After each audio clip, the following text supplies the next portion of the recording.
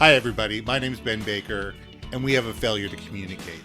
Every year in the United States, $37 billion is wasted in ineffective internal communications.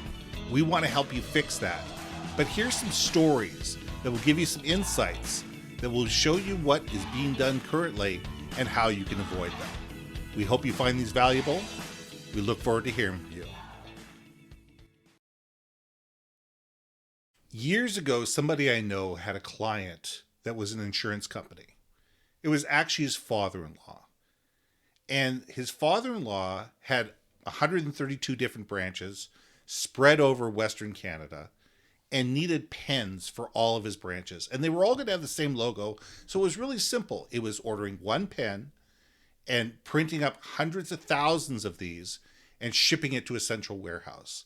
He decided to order them offshore, but he didn't know what he was doing.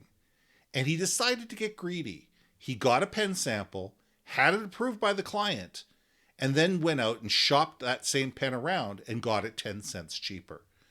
Now, the problem is when you buy a pen that's 10 cents cheaper when we're only dealing with a 49-cent pen, problems are going to happen. And in this particular case, pens leaked all over the place.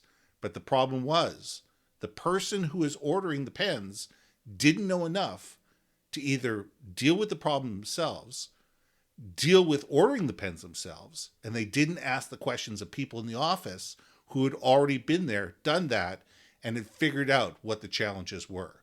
So by not communicating effectively, $80,000 was lost. Now what we have here is a failure to communicate.